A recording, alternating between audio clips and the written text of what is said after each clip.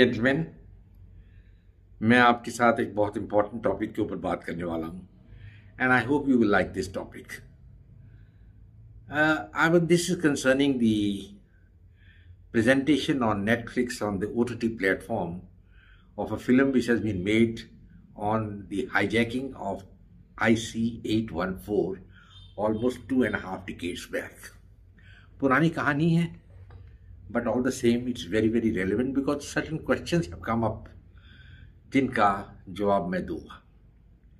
सबसे पहले point we must understand is कि I had met one gentleman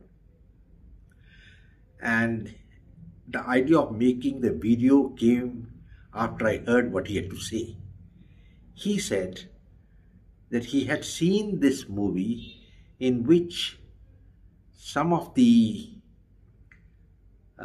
Muslim characters, the man who had hijacked the plane, actually had aliases and they were Hindus, like Shiva and other people. So, as per him, the various Hindu organizations like the BJP, the Sanatan Dharmi and the RSS, he used a specific word that inko mirche lag gayi hai. Wonderful. So I had to tell this gentleman that I also feel the same way and what has happened is bad and should not have happened. Now I'm going to examine this issue in totality.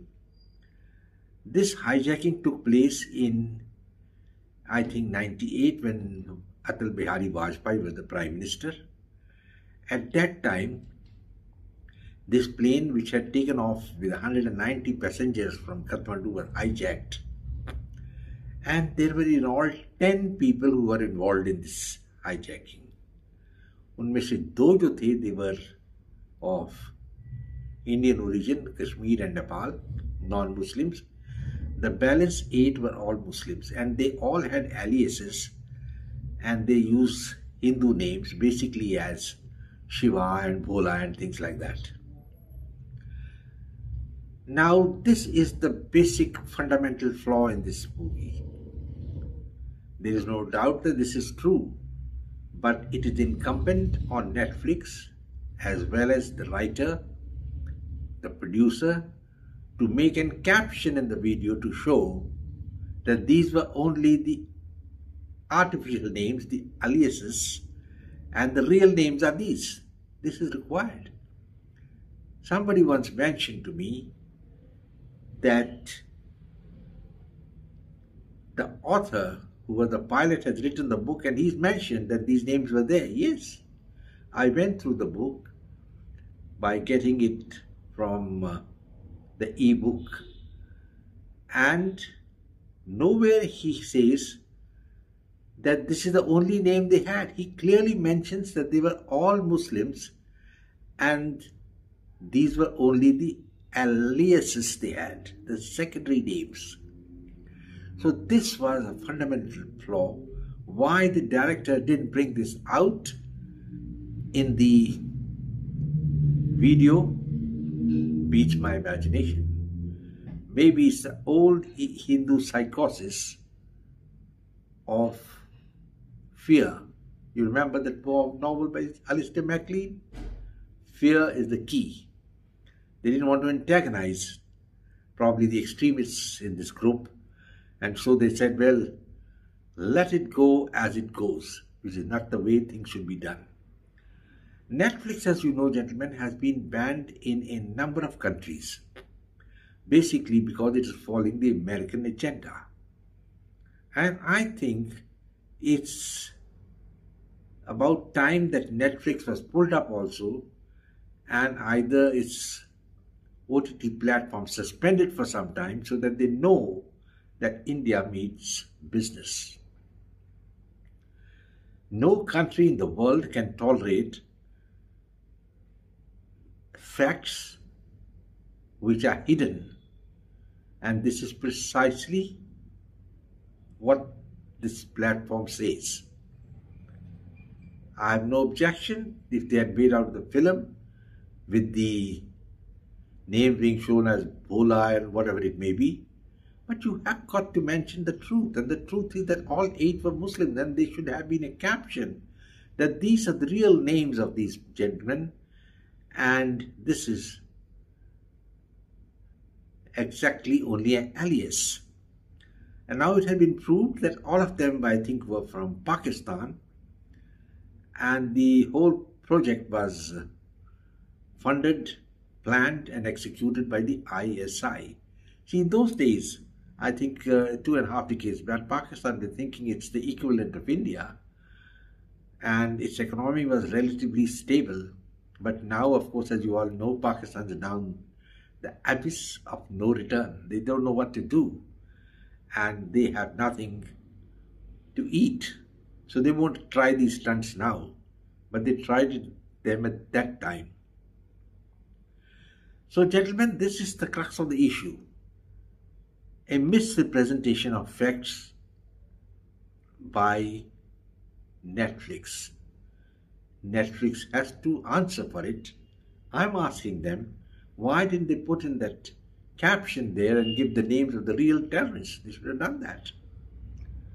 Gentlemen, problem is everybody thinks that India is a punching bag. You can keep punching India. Oh, well, it's perfectly fine.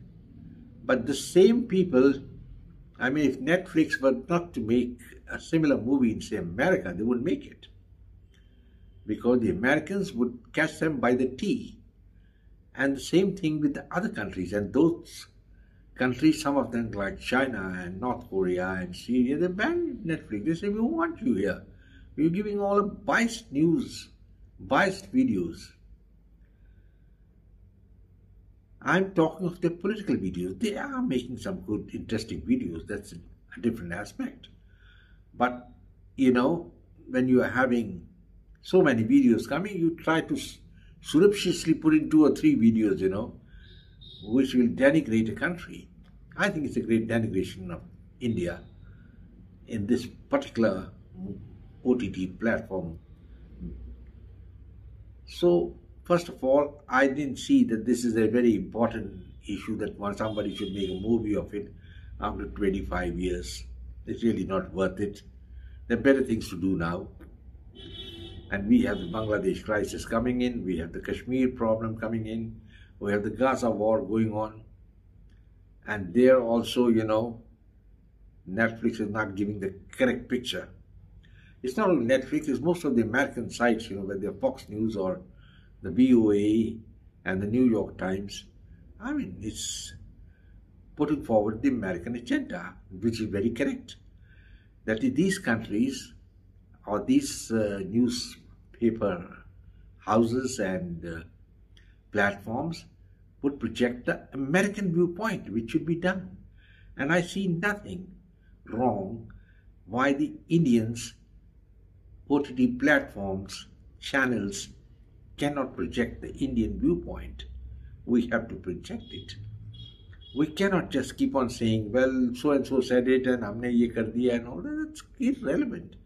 We've got to get going, and we can't defy the country. I think this gentleman was a little overboard when he made that obnoxious comment about the RSS and the BJP. Because in my view, the RSS is a nationalist organization. It's been there since 1925.